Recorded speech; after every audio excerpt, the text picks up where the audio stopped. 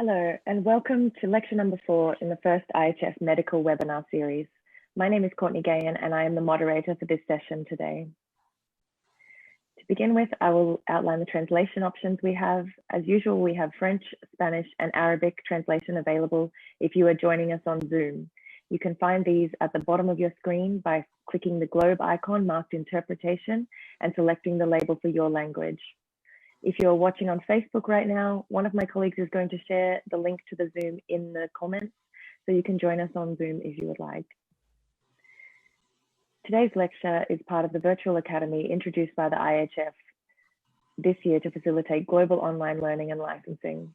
All of this falls under the umbrella of the IHF Education Centre, available at ihfeducation.ihf.info. This first medical webinar series is comprised of a series of lectures running through to December, focused on all kinds of topics within the medical and sports medicine field. Today, we focus on sports nutrition, the presentation from Professor Louise Burke, Chair of Sports Nutrition at Mary MacKillop Institute for Health Research at the Australian Catholic University. Please feel free to ask questions throughout the lecture, and we will stop at the end to address as many of these as we can. And please also note this is being recorded, so you will be able to access it on demand on the Education Centre later, and also on our Facebook page, where we have a playlist, First IHF Medical Webinar Series, where you can access all the lectures so far as well. So, Professor Burke, welcome, and we are ready to begin when you are. Thank you very much, Courtney, and thank you to the IHF for the opportunity to present this lecture. It's a real pleasure to be able to do this because we live in an age of diet wars where everybody eats and everybody thinks they have an opinion on nutrition that's important. And so this is an opportunity for me to talk about the 40 years that I've spent as a sports dietitian, including 30 years at the Australian Institute of Sport, and my experiences with working with elite athletes. And what I'm going to hope to cover over this lecture is to understand some of the principles of sports nutrition, particularly the contemporary view. When you've worked for 40 years in the same field, you get to see a lot of change. And I'm sure that when we talk about some of the important aspects of contemporary sports nutrition, you'll think that they're different to the way that you might have seen sports nutrition presented before. And that's because we've really changed a lot of our ideas about the knowledge and particularly the practice of sports nutrition as it needs to apply to various types of sport.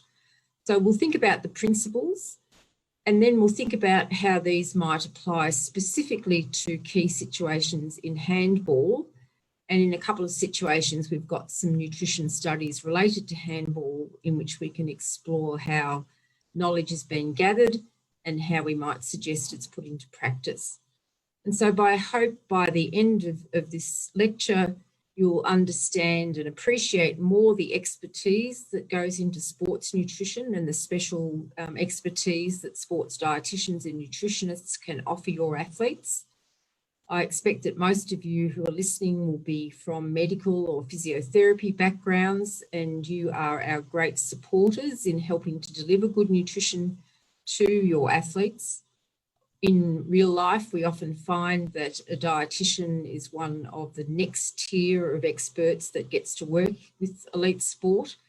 And even when they're involved with a team, they're often not a full-time employee, or they may not travel to competitions or be involved in all aspects.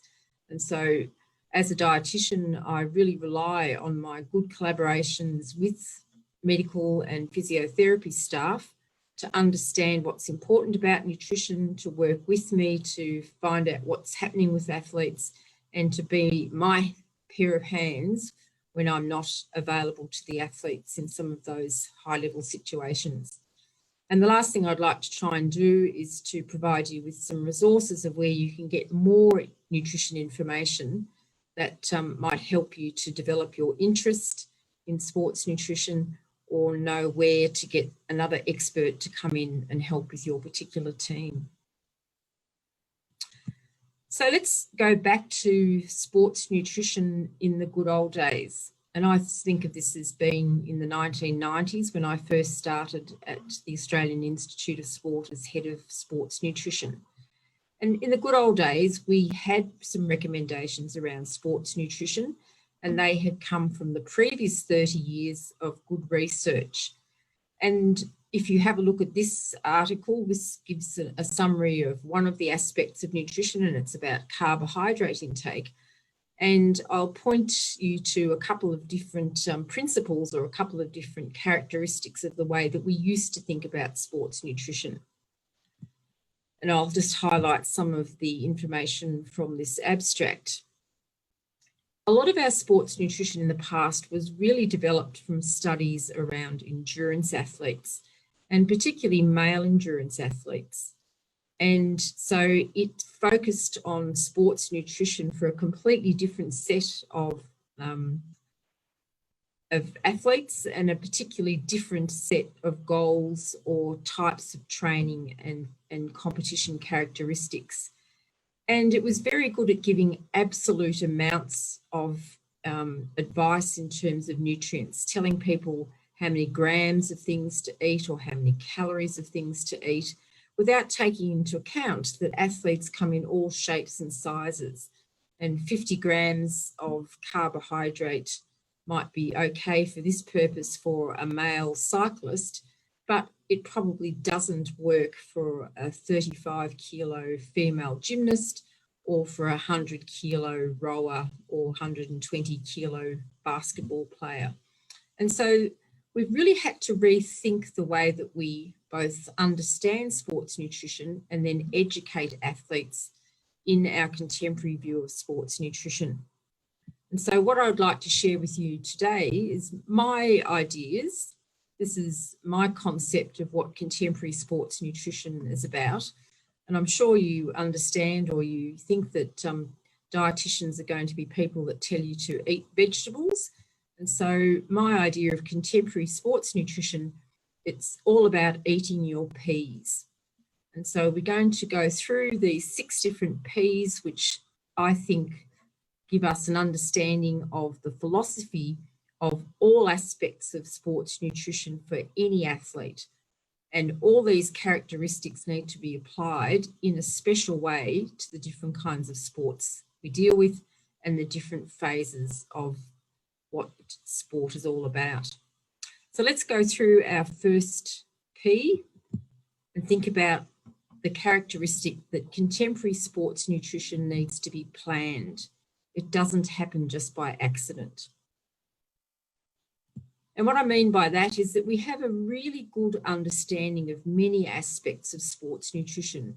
We've now got at least 60 years of very good sports science from which we can gather information on how different nutrients interact with exercise to help health and performance.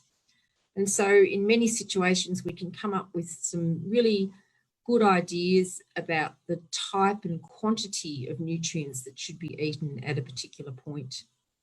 The problem is that when we try and give our information in terms of grams or calories or some kind of a quantitative idea of a nutrient, it's not recognised by most coaches and athletes.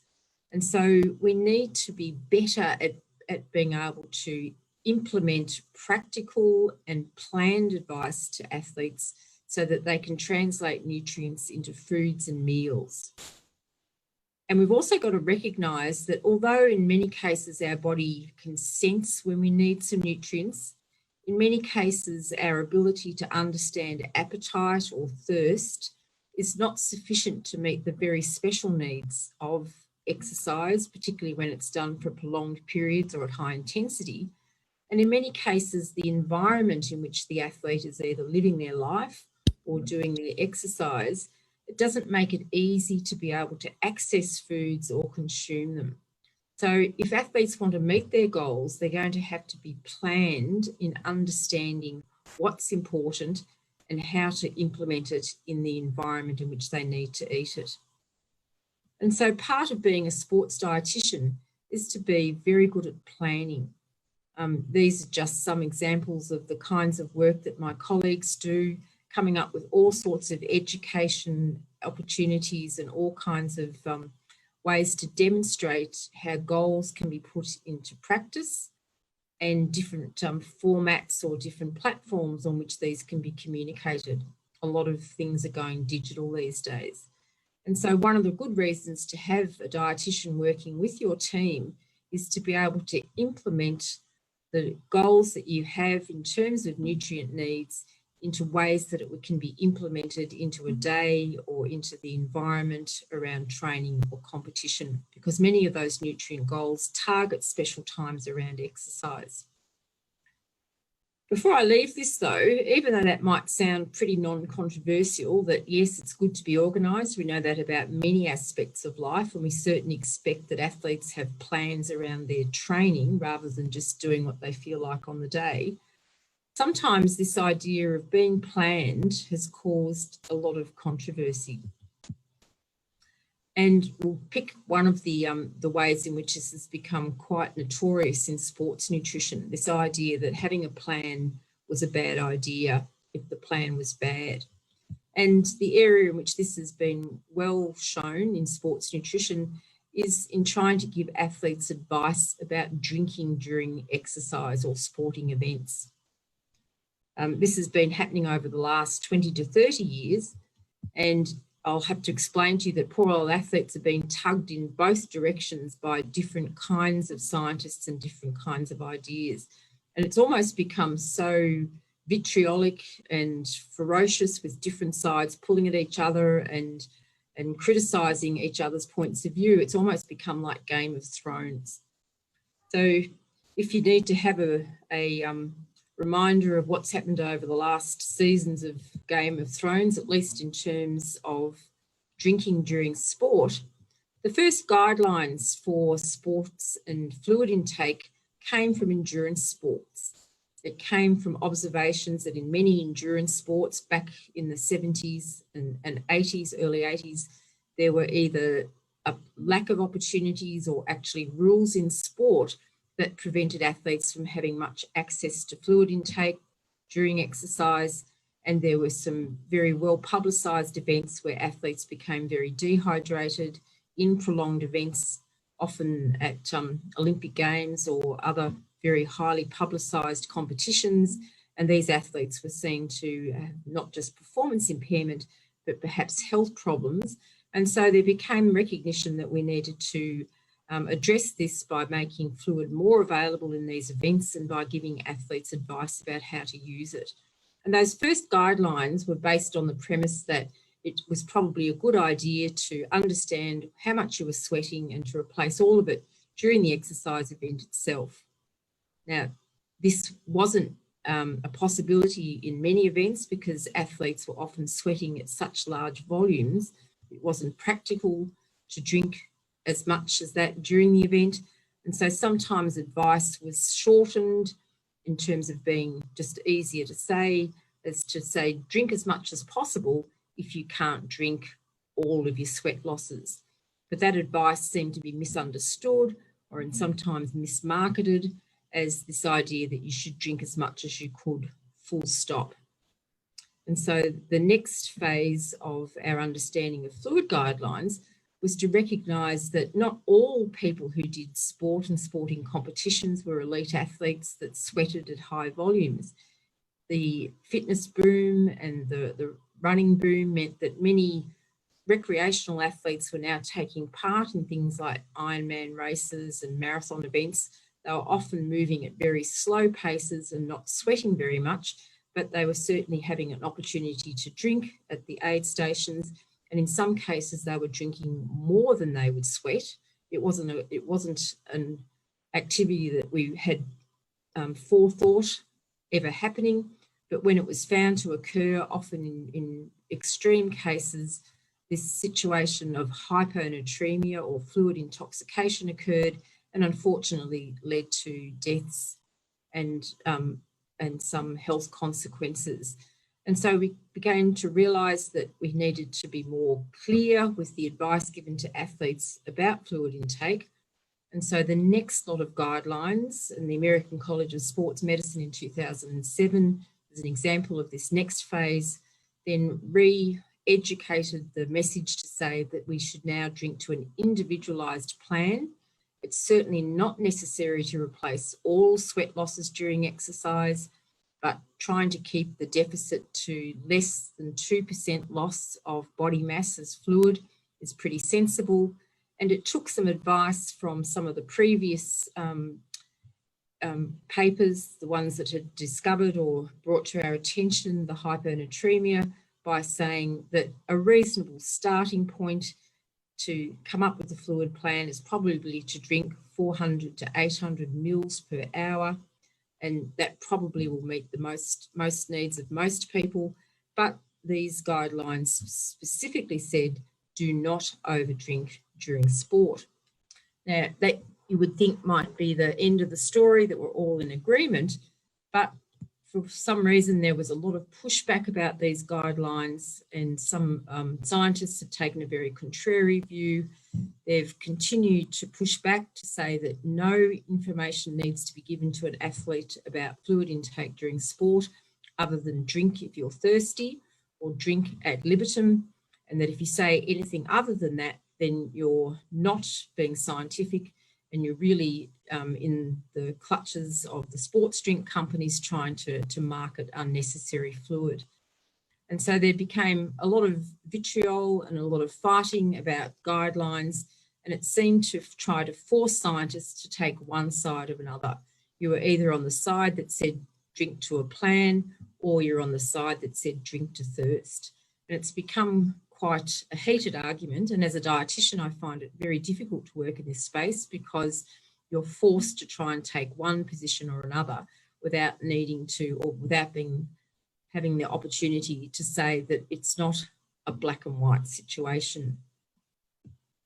When I'm trying to deal with it these days and trying to come to some sort of a solution or some sort of unifying theory, one of the things I think that's a problem is that people are fighting about things that aren't even real or possible. And if we think about these two sides that we're being forced to choose between, saying that there's planned drinking or there's thirst-driven or ad libitum drinking, and then think about what this really means, we need to be very clear that this idea that planned drinking means that you have to drink every bit of sweat that you've lost during your sporting competition or your training session, and that's what the guidelines are, that's really not necessary. It is not the current guidelines. And in most cases, it's actually likely to impair performance, because if you force an athlete to drink very high volumes, if they're sweating at very high rates, then that's likely to cause either gut discomfort, or in the case of some sports like marathon running where you're drinking on the run rather than having a time out, it's costing you the time in your event to slow down and to consume that liquid. So I'm very clear in saying that this idea that planned drinking means that you have to drink all your sweat losses is not true. Rather, we try and come up with something that keeps fluid losses to an acceptable amount, but we'll talk about what the real plan should be in a minute. But if we have a look at the other side, this idea that athletes should be able to just drink when they're thirsty during sport, again, that's not something that often occurs. In most competitive sports, when you have a look at the conditions for drinking, you'll find that there's rarely an opportunity for an athlete to drink when they're thirsty. In most sports, there are rules or there are conventions or there are logistics that allow athletes to have access to fluids at some point, and rarely is that frequently enough that allows the athlete to drink to their thirst. In some sports, and it's possible that handball is one of them, where there's frequent breaks in a game and there's access to fluids, then there may be an opportunity for at least some athletes to drink almost as much as they sweat or to drink when they're thirsty. But that's a rare situation in sport. But I think handball will give us a nice demonstration of how there isn't a black and white, but rather there's different scenarios for different athletes that we need to manage.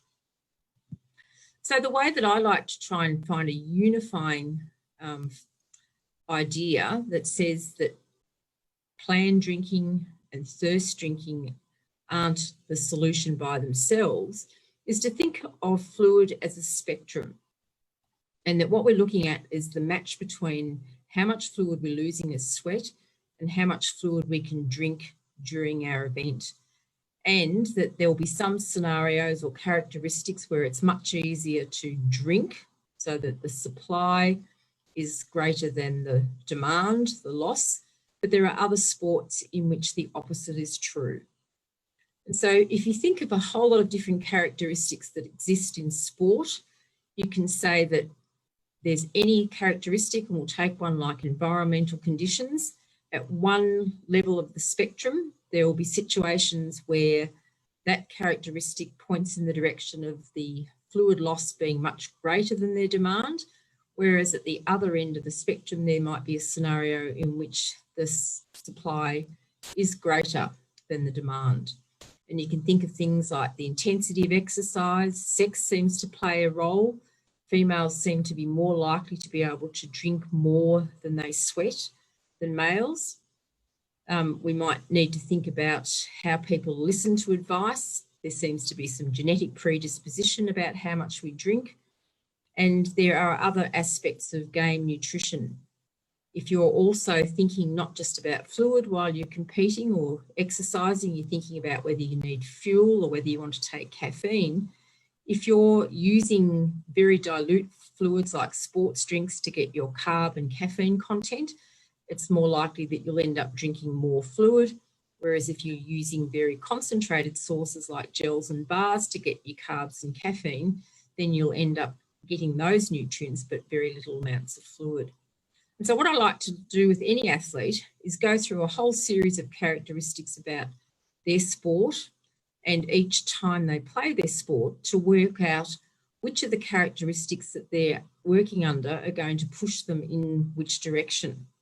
And roughly you can say that in the middle of all those characteristics, if most of the things that are happening in your particular sport on your particular day put you in the middle of that field, then it's more likely that things that you do naturally will meet a reasonable amount of your fluid needs.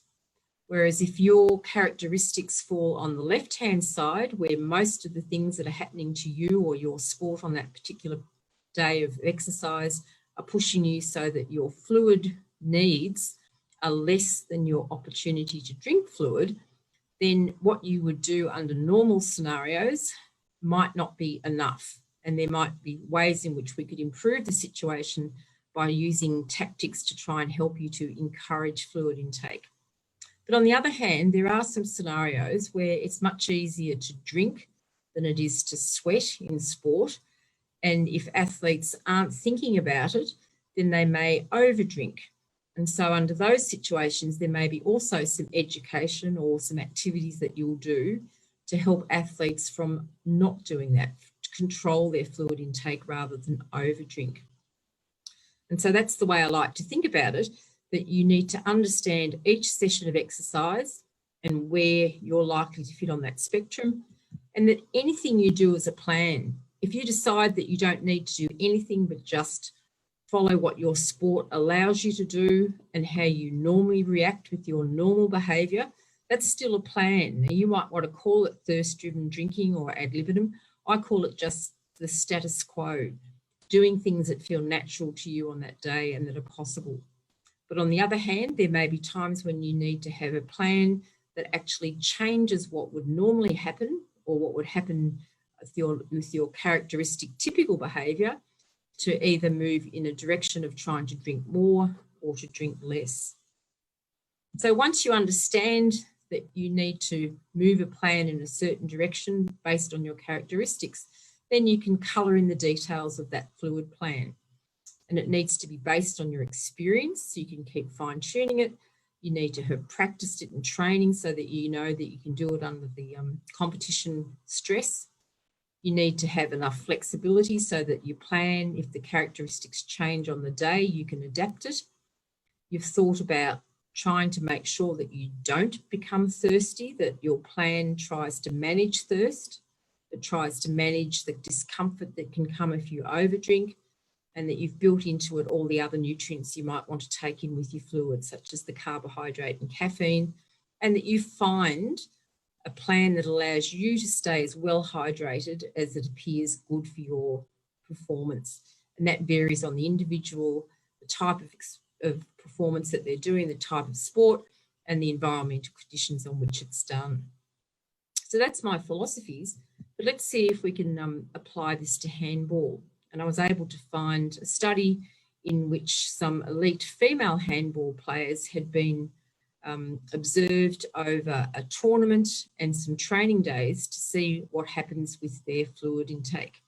And in games, in team sports, the tournament is an interesting scenario because you have the issue of not just what happens on one day, but whether you have a carryover effect from one game to the next game if fluid has been mismanaged in one and hasn't been rectified by the second or next game. And so if we think about the characteristics of handball, and I have to say that I haven't played it myself, I've watched it, that if we think about the sweat losses that we might expect during handball, we know it's a high intensity sport, but shorter duration than some other team sports, but we'd expect pretty high sweat losses from the most active players in the game, whether that's the players that have the most game time or the playing characteristics that make them most active. We know that it's an indoor sport in most situations so that the environment can be controlled. But I would imagine that in some scenarios, particularly at lower levels of play, maybe the air conditioning in some environments isn't as good as others. And so there may be some situations where there's very hot conditions in which athletes are playing. And certainly even when you're playing in an indoor environment, if you're in an experience, and let's think about Tokyo next year, where the overall environment is hot, then athletes may be okay in terms of the environment in which they're playing their games, but they need to be able to manage their fluid intake over the rest of the day when they may have larger sweat losses over the non-exercise parts of their day.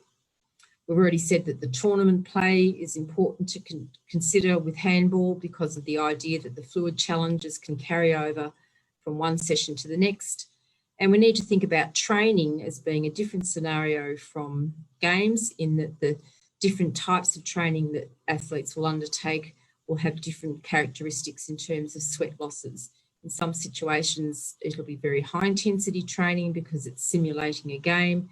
In other situations, it may be more about skill and tactics, and there may be lots of pauses while the coach is educating. And so the overall activity may be much lower in intensity. So what did this study find in terms of, actually, before we go into that, let's think about the opportunities to consume fluid during handball. In the training scenario, I guess some of that's set by the coach in terms of, does the coach provide opportunities for the players to have a break and to have access to their bottles? But I'm sure it's also set by the players themselves in terms of, do they bring fluid to the training session and have they got it accessible when they've got a break in the training? In terms of the game situation though, handball is one of the sports which does offer good access to many of the players to drink during the game. You've got opportunities during the warm-up, when you're on the bench, and timeouts and half-time. So if a player is recognising their fluid needs, they do have more opportunities to drink during their team game than some others, say, for example, soccer, where there's no access to fluid for the 45 minutes of the half.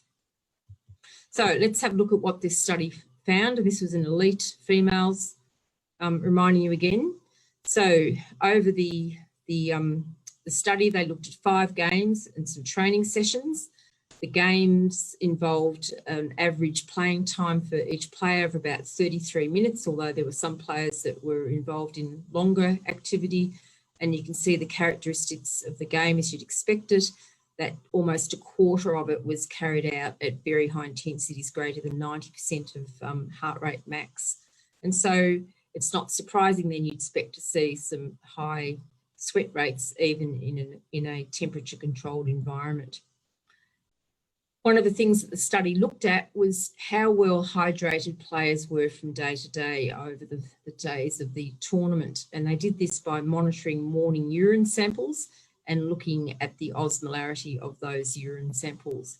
If you're looking at the urine osmolality, you're looking for a value of less than 700 to indicate that the athletes are well hydrated. And they found over the different days and the different players that more than half of the urine samples that were collected met the goal of showing that there was good hydration.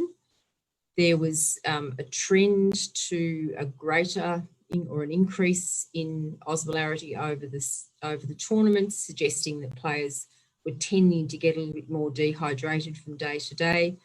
And even though on average players were well hydrated in the morning, there was a small number of the players, 8% of them were consistently dehydrated. Now, we need to point out that when you're using urine to monitor hydration, it's really only the morning sample that provides you with good information. You can use your overnight urine, the first waking sample, as a way of telling you how well hydrated you are. But over the rest of the day, it can be misleading because you can become very dehydrated. But then if you drink a lot of water very quickly, you will wheeze some of that out.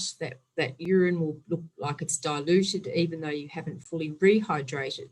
So we don't normally use urine during the day to monitor hydration status. And given that in many of the situations in this tournament, the games were played at night, although it's useful to look at the morning urine samples for these athletes and give them some guidance if they need to well hydrate over the day to have themselves in good standing when they go to the game, there's plenty of time to be able to adjust fluid status in this scenario.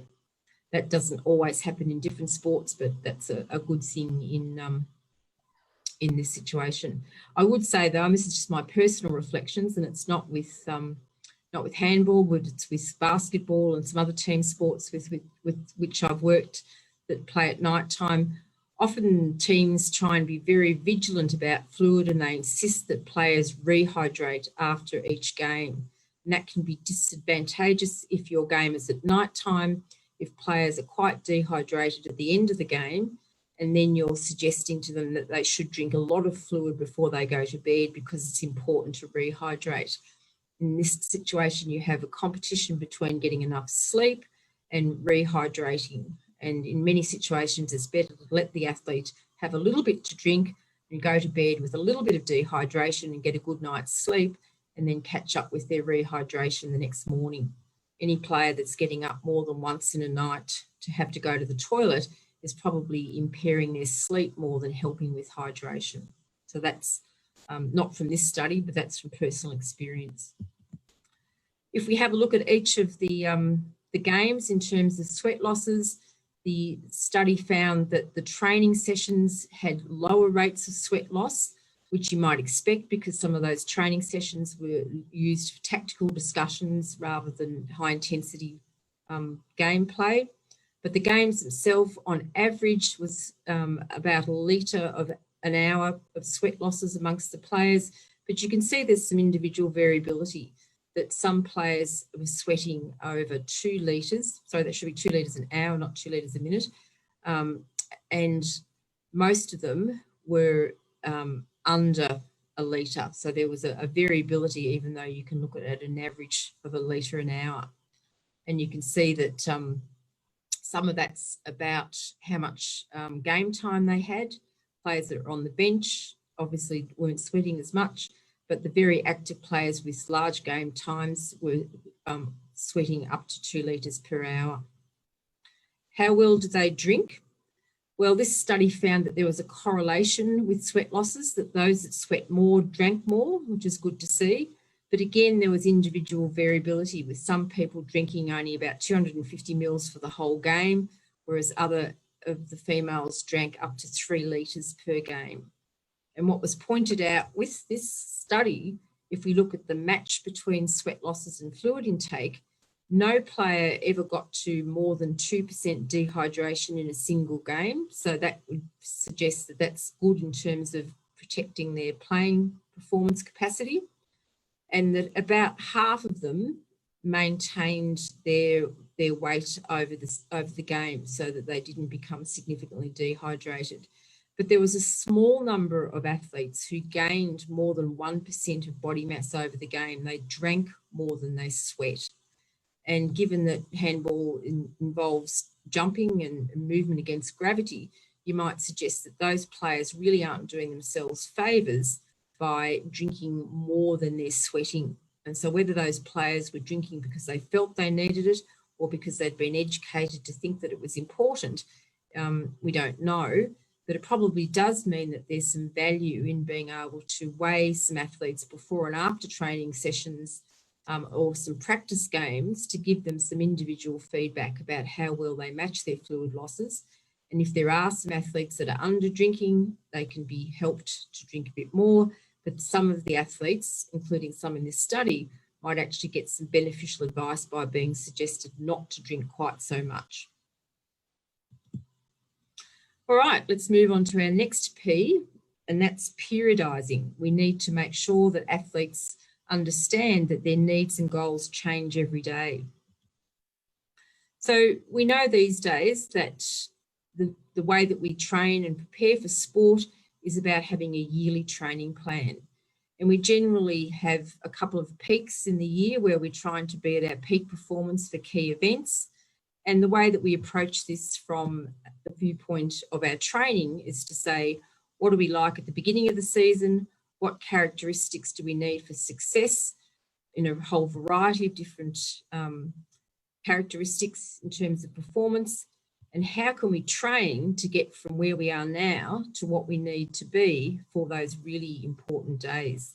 And so periodising training involves doing a number of different types of training, and the art of the coach is to integrate the series of training sessions into cycles that gradually achieve the characteristics for peak performance. And so these days it's quite normal, and I've just picked a whole lot of different sports here and showed you what it looks like, that athletes don't train the same way every day, but rather they have a periodised plan where they have series of cycles, the mesocycles of sort of about a month, with different kinds of training goals that are broken down into microcycles of about a week, and then on a daily basis, different kinds of training sessions. And so each of those sessions has different kinds of characteristics, but different kinds of goals. And what we need to do with nutrition is to plan how we eat to support those training goals. And so if we break down the periodisation over the year, the first thing we need to think about is the overall plan. And are there any specific nutritional strategies that we need to achieve sometime? In lots of cases, it might be about working on physique, either getting bigger or losing some body fat, or it might be working on a particular game plan or a supplement plan. And what we need to think about is where's the best place to put that into the yearly training plan so it doesn't interfere with the performance while we're doing it, but gets us ready for the competition time. When we're thinking about those cycles of training, we need to think about how the volume of training and the type of training that we do changes, and that there may be some times where we've got intensified training and we might need to change our energy and fuel intake to be able to support that training. We might think of specialised training. Many athletes go and do altitude training where they might have more need to consider their iron status. There's lots of different ways in which nutrients will change from phase to phase and from week to week, depending on the goals and the characteristics of the training. And sometimes what we need to be able to help the athlete do really clearly is to track how their energy, their calorie intake and their carb intake tracks the fuel needs of their training. In some situations, we've got athletes who need to think about increasing or decreasing their energy and carbohydrate needs because they can either be training with very high volume or very little volume from day to day. And one of the ways that we can help athletes to do that is to suggest that some of their eating is done around their training sessions, that they have pre-exercise snacks, they may have some fuel support during longer practice sessions or games, and then they have a recovery snack after a session. And this approach to changing day-to-day eating is really useful because it means that as the increases in energy and carbs occur, then they happen. So when you do the exercise, you get to eat more because you're eating around the session. If you don't do that session of exercise, then you don't eat those pre, during and post snacks. And so then you don't get them. And so it works out nicely that it supports the fuel requirements of the training session to help you to perform well and to recover, but it doesn't lead to unnecessary eating when you're not doing the training. So that's a situation where things go naturally. If you help people to understand eating around exercise, then as their changes occur, then the rhythm of their eating goes naturally. But another thing we often need to think about is that sometimes things don't track well, that often the times that athletes need to eat more is when they don't have as much time to think about it and plan it. And sometimes when they need to eat less, often in that taper phase before a competition, they have a lot of spare time on their hands and they have lots of opportunities to eat when they don't really need it.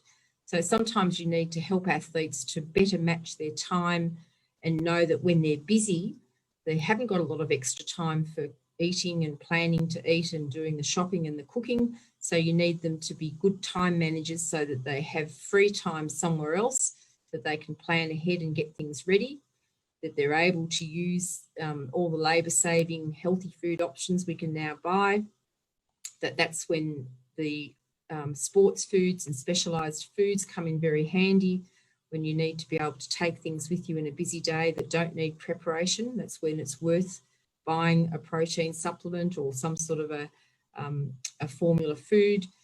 And the other thing you need to help athletes do is to find ways to stay busy when they're not training, when they don't need to eat, so that they're not using eating just as an enjoyment activity or an entertainment. One of the other ways in which we need to periodise is within the day. We can eat a certain amount in the day, but the way that we spread it around exercise sessions can give it better value. And we've talked about that being important in terms of carbohydrate and fluid, but protein is another thing that we can learn how to spread over the day to get maximum value from. And because protein is a very newsworthy topic at the moment, I thought it was worth spending a bit of time just talking about it. So the way that we work with our protein needs is that we're continually breaking down and synthesizing protein all the day. And as we're sitting here now, both of those different characteristics are occurring, both of those activities are occurring. But when we've just eaten a meal, we tend to increase the amount we synthesize of protein and reduce the amount we break down. But then when we go a long period of time without eating, particularly overnight, that switches around. And in most situations, athletes are in protein balance. There's enough times in the day where their synthesis exceeds their breakdown to balance out the times when their breakdown exceeds their synthesis. But in some cases with an athlete, particularly when you're wanting them to gain muscle mass, you're wanting them to be in better protein balance to increase their synthesis rates against their breakdown. And even in athletes who are just wanting to repair or to adapt, you want that situation occurring as well. And what exercise is great for is it stimulates the protein synthesis, but it also can decrease protein down. And what we are now learning about protein synthesis is that exercise is an incredibly potent stimulator of protein synthesis. That's one of the reasons why we're now trying to promote it so much into the sedentary community, particularly for aging individuals, that exercise gives you 24 hours of benefit after each session of exercise that you need to be able to capitalise on. It's not just the hours after exercise. Every time you exercise, you get 24 hours of goodness that you can work with. And the way that it works is that exercise stimulates the protein to be receptive, and it builds new different proteins. Now, we're often thinking, when we're thinking about protein building, in terms of muscle mass. And so we understand that athletes who do resistance training or are trying to grow need to eat protein to build new proteins in the body. So your dietary protein helps you build new proteins. But what people don't recognise, that many of the adaptations that occur to endurance exercise, and team sports involve both types of exercise, involve building new proteins. So when you're building bone, when you're building ligaments and tendons, when you're repairing, when you're building new enzymes and capillaries or immune cells, they're all proteins. So it's not just muscle mass that we need to think about. So all athletes need to be thinking about what they're doing post-exercise sessions to build the new kinds of proteins that you need. And the wonderful thing about exercise is it tells your body which of those proteins you need. So when a cyclist does a session of exercise, they don't grow into a bodybuilder type of protein response. Their body knows that the stimulus from their exercise builds the proteins that are best for their sport. So we've said that exercise gives the trigger for protein synthesis, but the other thing that does it is food. And the proteins that we eat in our diet have two ways in which they help the body to build proteins for exercise response. The first thing is that proteins, particularly animal sources of protein, have an amino acid called leucine. It's one of the branch chain amino acids. And when leucine builds up in the bloodstream, it triggers the muscle protein synthesis to turn on. So exercise turns it on in one way. It's like having Bob the Builder turn up. But when you eat some protein foods and that leucine builds up in your blood, particularly when it goes above a certain concentration, it's like having Wendy the Builder come along. Both of them can build for you and they can add to each other's activities. The other thing that protein does is it provides the building blocks, because the proteins in our bodies are just the same as the amino acid combinations that you've eaten from your food. We break them down when we digest them, and then we reassemble them at the other end when Bob and Wendy turn up with their protein machinery. So protein foods that have good building blocks, but particularly the building blocks that contain leucine, are very useful. And as I said, it's not just that moment post-exercise that's important. You've got 24 hours in which the exercise has turned the muscle into being receptive. And so Bob's there on the job, but we need to eat so that Wendy turns up to be able to help with the whole process. So the questions that athletes ask then is, well, what's the best protein? How do I need to eat it? How much do I need to eat it? Do I need supplements, or is food enough? And these are the kinds of questions that dietitians work with athletes to try and solve in their daily plans. If you want to take the really simple answer, then the answer is that you need to eat about 20 grams of protein soon after a key workout to start the machinery turning on as hard as it can. That's the Homer Simpson really simple answer. If you're Lisa Simpson and you could take a little bit more information in and understand it, well, we can take that 20 grams and make it a bit more complex, because 20 grams, as I said, is maybe the average athlete's target. But if you're a very big athlete, if you're 120 kilos, then you need a bit more protein because you've got more muscle mass to attend to. If you're a small athlete, then maybe 15 grams is enough to meet the muscle needs for your smaller body size. If you do a very, very hard training session of resistance training using all your muscle mass, then you might need more than the 20 grams to be able to meet all your muscles needing to be able to resynthesize. If you're energy restricting, if you're on a diet, you need more protein to try and hang on to the muscle mass that you've got. And so that 20 grams of protein is about 0.3 grams per kilogram body mass is our target.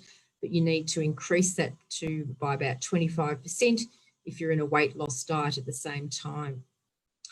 Not every athlete needs to maximize protein synthesis after every session of exercise, and sometimes it's not practical to eat a 20 gram protein serve. So sometimes an athlete might be happy enough to have a smaller amount to get an effect rather than get the optimal effect. If you're drinking something that's really quickly digested, then that 20 grams is probably that 0.3 grams per kilogram is a good target. If you're eating a big meal that takes a longer time to digest, then you need more than 20 grams in that meal, because as I showed you before, what you're trying to do is get your leucine levels up above that trigger threshold. But if you're eating a meal that's slowly digested, then the rate of entry into the blood is slower. And so you need a larger meal to get above that, that threshold. And unfortunately, and I say this as someone who's growing old, the older you get, the more protein that you need to get the same effect. And if you're thinking about the type of protein, the animal proteins have the highest leucine content, which is why it's much easier to manage on a omnivorous diet that contains both plant and animal proteins. It's still possible to get all your protein needs from a vegan or vegetarian diet, but you need to be eating more total protein and to mix and match the proteins to get all the different combinations. The final thing I'll finish off with the protein story is that we've said that the immediate post-exercise is a good time to eat protein, but what do we do with the rest of that 24 hours where you've stimulated your muscles to be receptive? How should we spread our food? Now, I've given different options of what might be ways of doing it, and the way that most Western eaters do it is what I've called the back-ended eating, where we don't eat much protein for breakfast, we eat a little bit for lunch, we might have a snack which doesn't have much protein, and then we eat a large serve of protein at dinner time. So if you add up the amount of protein over the day, it might meet our notional requirements, but it's not a good way of doing it. So other options are to eat 3 square meals where you might spread the protein over the day 6 hours apart, where you might not really have meals, but just be continually eating and getting little bits of protein all over the day. Or you can do what bodybuilders do, which is to make sure that they eat a protein-rich meal every 3 to 4 hours. So if I had to ask you which you'd vote for in terms of the ones I've said might be options, not the back-ended eating, what would you go for? Well, you might be surprised that the bodybuilders know that when you have moderate serves of the high quality protein every 3 or 4 hours, that's the best way to make sure that your muscles are responding to training sessions. And so we work with athletes these days to try and reduce the amount of protein they eat at dinner and spread it earlier in the day, and to make sure they have a snack, particularly when there's a long gap between meals, to make the most of their protein. And if they're really trying to maximize it, the other thing that bodybuilders know is about having protein just before you go to bed. You might have heard stories about bodybuilders turning on the alarm so they get up at 3 o'clock in the morning and have a protein drink and then go back to sleep. Well, that's just another way of making more use of that 24 hours of time of muscle protein synthesis. You don't actually have to get up in the middle of the night to have that drink. By just having something before you go to bed, you also get the same effect. And that's not necessary for all athletes, but particularly if you're dealing with an athlete who's growing or an athlete that's really trying to maximize their gain of muscle mass with a resistance training program, that can be a good trick. Now, the last thing, and I'll just quickly talk about this because it's a fairly specialized area of nutrition, but I thought some people might have heard about it, so it's worth putting it in context. And that is this idea that you can specialize one way of periodizing nutrition. We've talked all the time so far about what's the optimal way of eating so that the muscle gets what it needs to be able to perform as well as possible. But there's another alternative viewpoint, which is to say, what if you deliberately took the nutritional support away from the muscle or the body when it's training? What would it do then? And what happens in these situations often is the body adapts in a different way, and that can be quite useful. We know we take athletes to altitude training and deliberately reduce the amount of oxygen that they've got access to, and they adapt to that by being able to make raw red blood cells to make more of the oxygen capacity that's available. And that while they're at the altitude training camp, they don't perform very well because they don't have the oxygen availability as optimal levels, but they adapt their bodies to be able to get better used to it. And this is a new idea that's being used in terms of carbohydrate.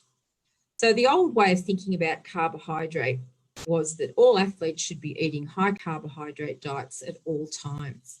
Now, I need to tell you that that's very old-fashioned information, and that these days what we talk about is not high carbohydrate diets, but the availability of carbohydrate. And so if you're an athlete that's doing very prolonged and intense training, you need to eat more carbohydrate than an athlete that's doing less training. And on days of the week when you have your longer training sessions, you need to eat more carbohydrate than on days when you're not doing so much training. And it's good when you're trying to perform as well as possible to put that carbohydrate around the training session. So now we talk about carbohydrate availability, and when you've eaten the carbohydrate that your fuel needs require and you've put it around the sessions to provide it, then we consider that to be high carbohydrate availability, and that's good for performance. But we now know that if you force the muscle to train with low carbohydrate availability, so you deliberately either do fasted training or you do one session of training to reduce all the glycogen in your muscle and then put another session of training pretty soon afterwards without eating any carbohydrates, so that it's forced to do that session of exercise with low carbohydrate availability, then inside the muscle, you're ramping up the training signal. And those scientists that can do muscle biopsies and look at what's happening inside the muscle cell now know that doing training with this low glycogen or fasted training can amplify some of the training response.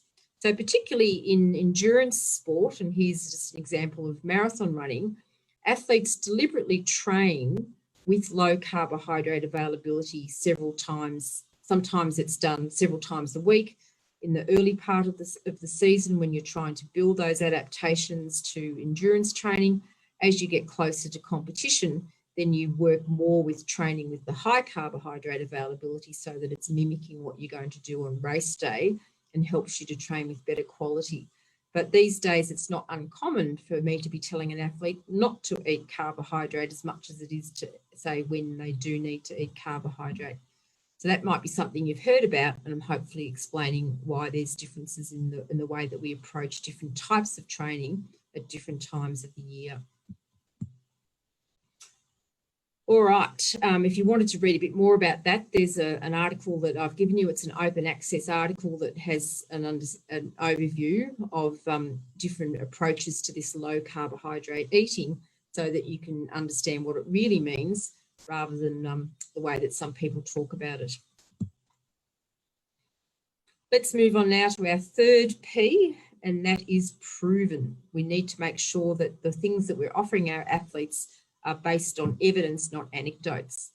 And we live in the age of the Twitter sphere where everybody's always telling us things about what's, fake news based on their own experiences and really confusing athletes. So when you work in sports science, you're really wanting to work on an evidence base. And so you're wanting to make sure that as much as what you do is based on scientific knowledge, but not every scientist or every sport can be completely investigated from every aspect of what you want to know. And so there is room for being able to have personal insights from your own experience and from the time you spend in your sport.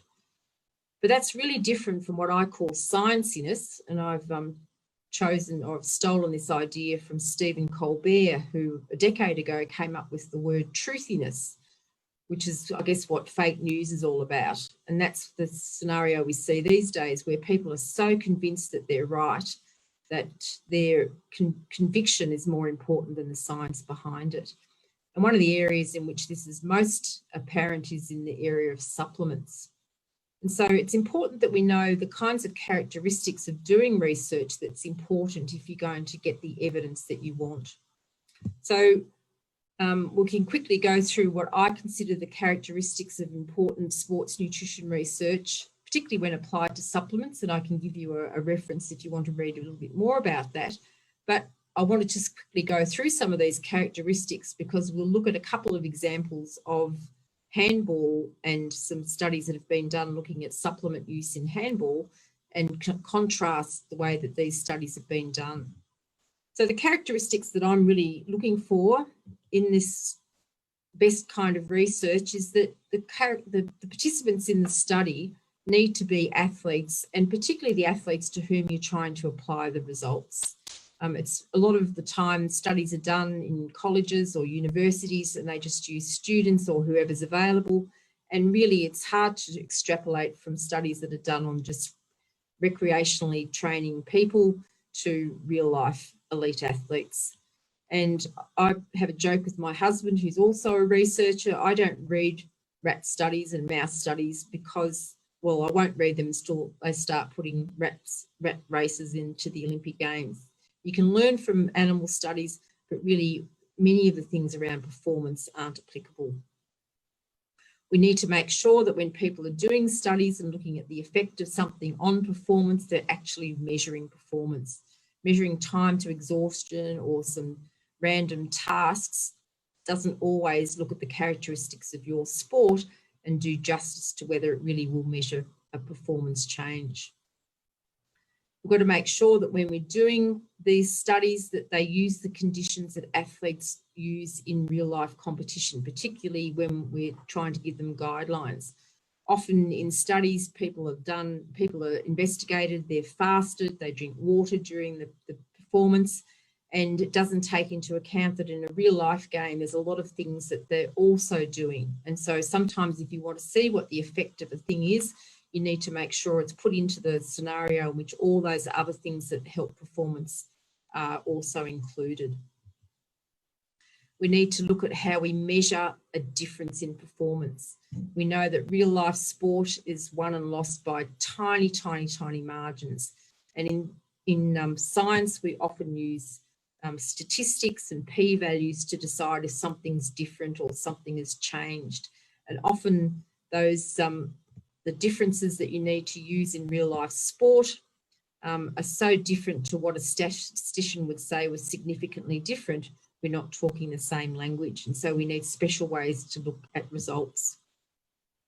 We need to make sure that the way that the studies are done involve the rules or the practical logistics of a sport.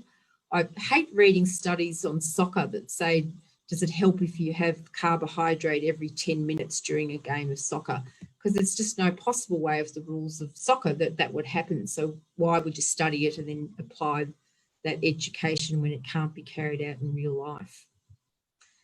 And as I said before, it's great to be able to take muscle biopsies and be able to look at all the chemical reactions that are happening inside the cell, but we've got to measure performance. And sometimes studies are done where they just measure the muscle biopsy outputs and say, yes, there was an increase in this particular chemical, so that's useful for performance. But no one's going to go to Tokyo and have a muscle biopsy and be given the gold medal based on the chemical composition of their muscle. And then the final thing we'll think about is that it takes into account that there's individual responses to many interventions, and that when we look at group results in sports nutrition research, sometimes we're not looking for those individual responses. So if we take those characteristics, you can find out more about them in this article. This is another open access article, which has summarised all those things with more details. But I thought we'd take this and look at two studies. Now, they're both good studies, but one to me is better than the other. So this is a study that was done in handball, looking at the effect of caffeine. And we know that caffeine is a very effective performance agent. Now, this study had the characteristics, and it was good that it took handball athletes, but it had a very low sample size. So that's something that's not ideal. It fed caffeine in a dose of 6 milligrams per kg body mass. And that is a very large dose of caffeine, and we now know that that's not the dose that's optimal. When caffeine studies were first done in scientific scenarios, you often start with a big dose to make sure that you get an effect. And then when someone's shown a big amount works, then no one goes back to think about, well, yes, that's good, but how much is the smallest effective dose? So we don't have to worry about side effects or some of the health consequences of what people are doing. So I'd say that this study was a little bit old-fashioned in using a very large, unnecessary dose. But if you have a look at the protocol from this abstract, you can see basically they gave the caffeine and then had participants do some vertical jumps. And they were all arranged into a nice protocol where we could see the difference in vertical jumps.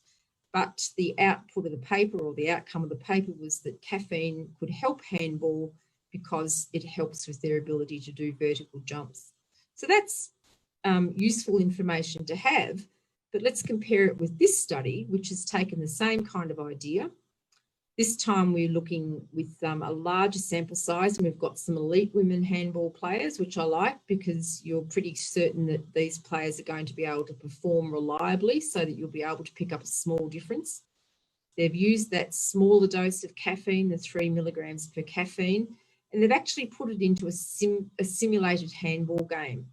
So they've done a whole lot of different movement patterns and things that are important in handball, and they've integrated tests before and after a real-life handball game so that you get the fatigue that would be involved in handball applied to these tests.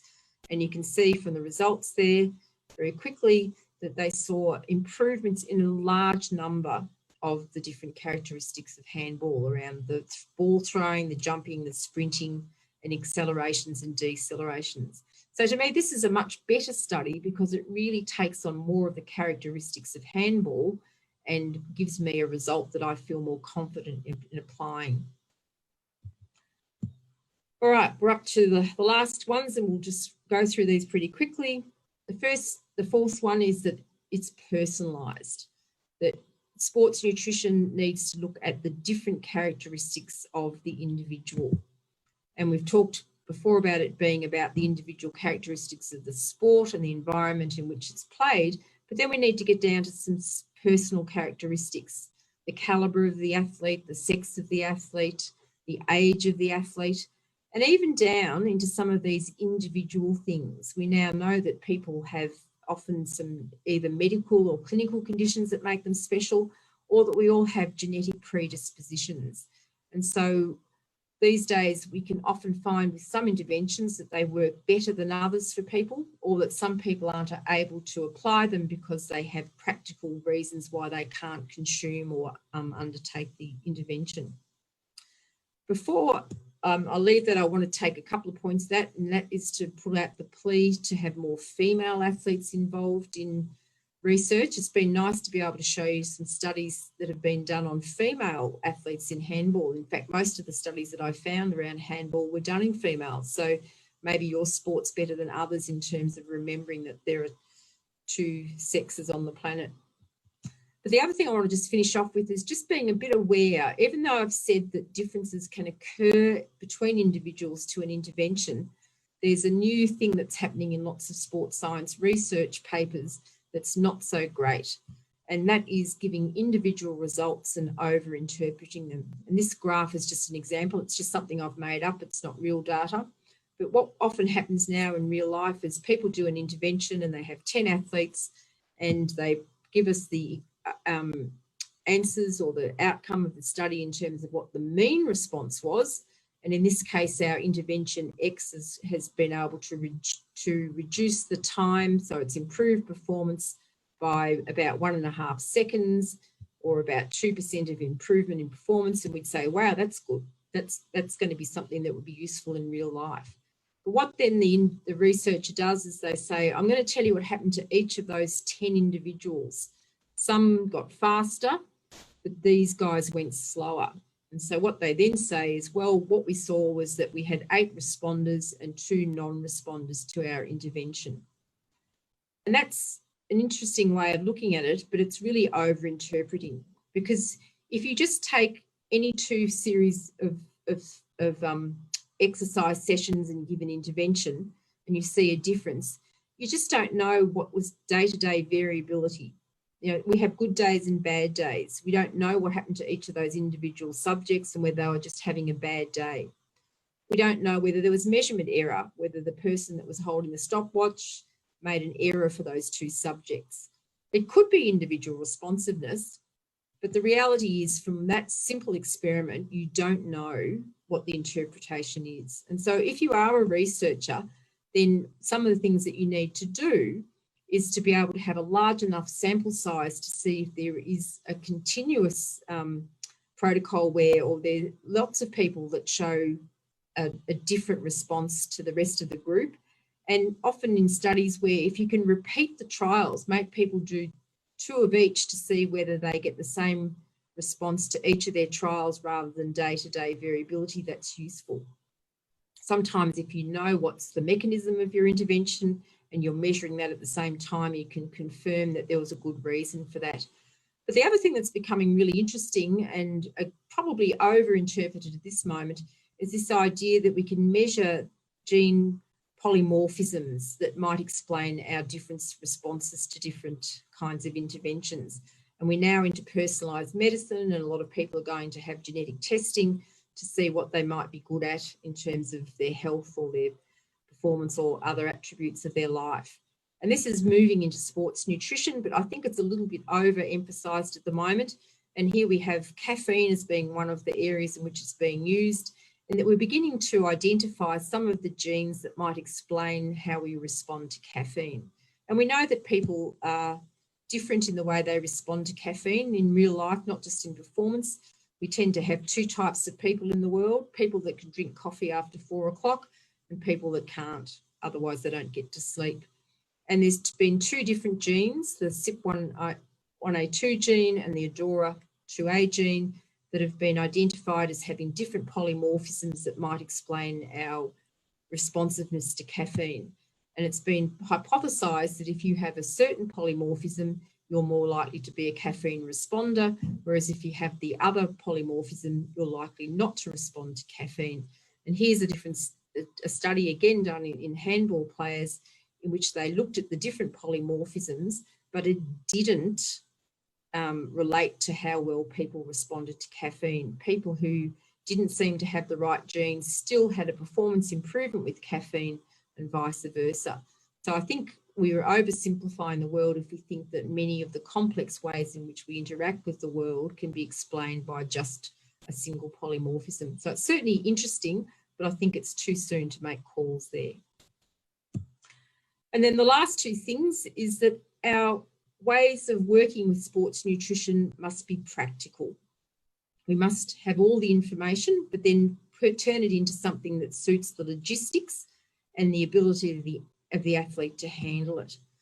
And even though I've said to you that there's a lot of really special things we know about sports nutrition and can come up with very complex and very personalised and very well thought out plans, one of the things we've got to learn to do is get the practical level right, get it so it can be implemented in real life, but sometimes not overcomplicate it. Sometimes when you're working with athletes, they've got enough to think about on the day of competition without adding too many other very intricate things in. On the other hand, you've got other athletes who are very, very deep thinkers, and they want to do absolutely everything, and they can take on a lot of information and carry it out. So you've got to be able to make the plan fit the athlete and their ability to handle it with all the other things. I think the area where this has got most of its application is when we travel to competition, because we're out of our own environment. And here's an article I can point you to that talks a little bit about how to be practical, or how to take into account all the challenges of travel, whether it's from the jet lag to the different catering, and make sure that the most important time of competition can be met with good nutrition. And then the final one is that we need to practice. And that is that we need to practice our plan for two reasons. One is the more we practice it, the more we get better at it. And that's not just the behaviour, it's also the physiology. But also, as we practice things, we can keep improving them. One of the areas in which we now thinking about the practice is about adapting what we learn from one to the next game. And a good example of this is Kipchoge, who was on a campaign on 2 occasions to try to break the 2-hour marathon. They spent a lot of time and effort with shoes and different running formations for air resistance and different types of fluid and carbohydrate and caffeine intake. For the first attempt, they missed it by 25 seconds, but they went back and they tweaked it. And the second time round, with a more fine-tuned plan, they were able to meet it. So you can certainly learn, and what I do with the athletes I work with is after every campaign, you sit down, get feedback, and then tweak. And then the last thing is to think about practicing things so that your body gets better at it. And one of the areas in which this is most seen is gut training. We often ask athletes to drink and eat things during exercise, and many athletes feel uncomfortable or are unable to tolerate it in terms of vomiting and diarrhea. But we need to think about our gut as like every other organ in our body, that when you train it, it becomes better at it. And we're now able to measure the up regulation of the various enzymes and transporters that are involved in digestion and absorption. And we now know that when you train with eating and drinking, you become better at tolerating it and absorbing it. So there we have our 6 Ps that we need to put into our sports nutrition plan. And the idea is that you work with them all together and integrate them into your program, and then hopefully they'll rearrange themselves and you come out with some other Ps of peak performance, podium placings, and personal pride. Thank you very much.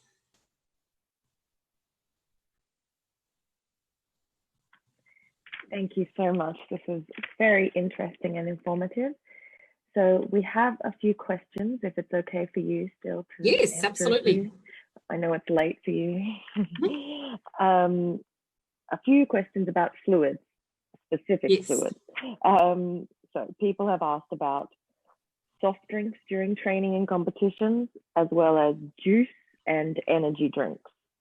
Basically, they're just asking for your thoughts on these. Yes. So look, in many situations of exercise, taking in carbohydrate is going to help with performance.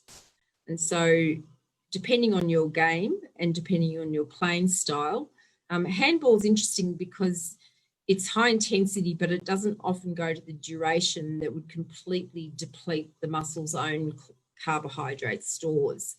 But on the other hand, when you put carbohydrate in your mouth, your brain feels better.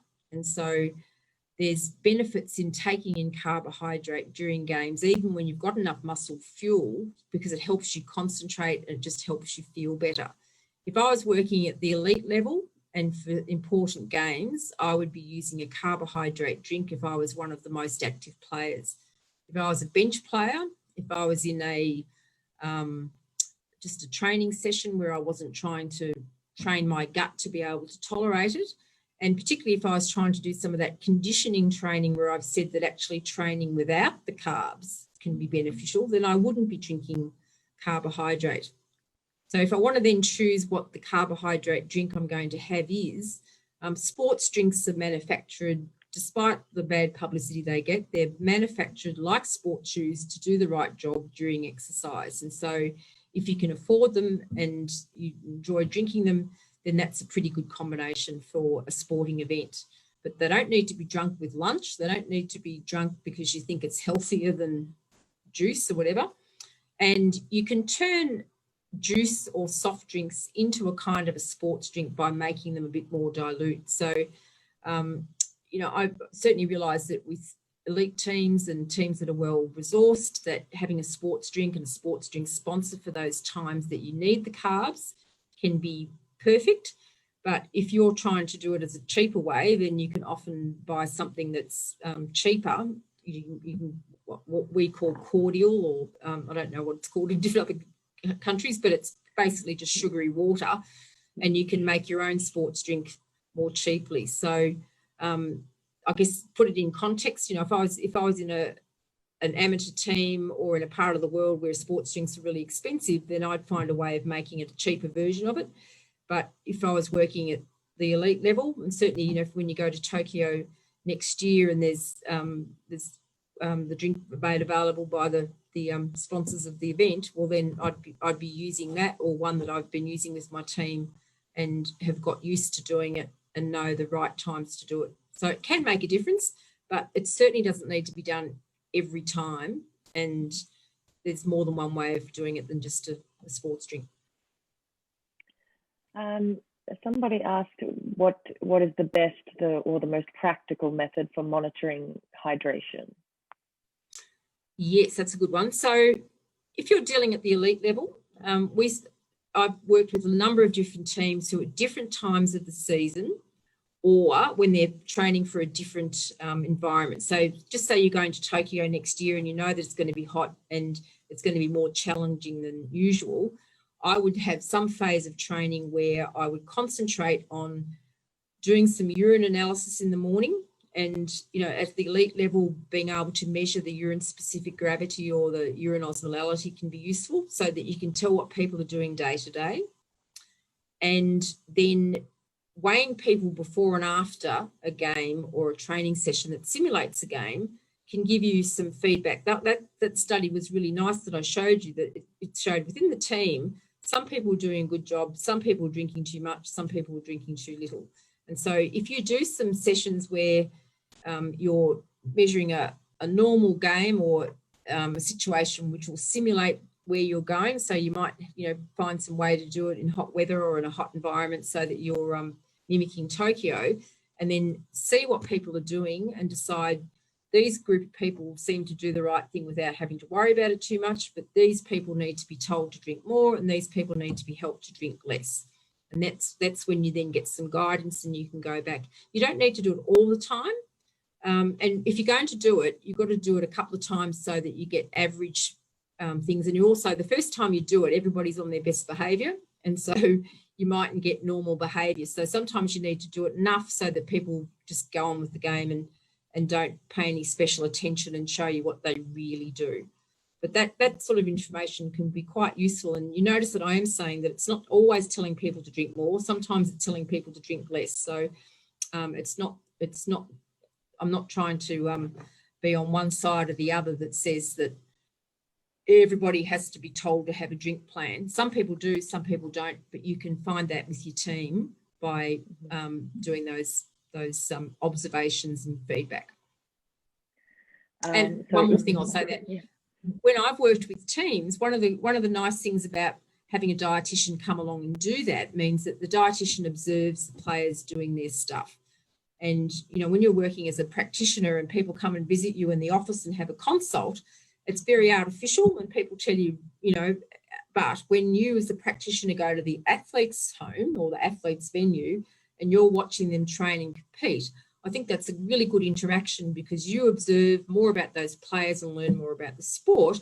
And the player also recognises that you actually care and you can observe stuff. So even if it's not a dietitian doing it, it could be a doctor or a physiotherapist doing the same thing. I think that interaction in the real situation is more than just giving information about fluid. It's also establishing good rapport and understanding between the practitioner and the athletes. Mm-hmm. So in line with what you've said about that everyone is different, I realize this is a difficult question, but somebody asked, so let's see if you have anything general to add to what you've already said.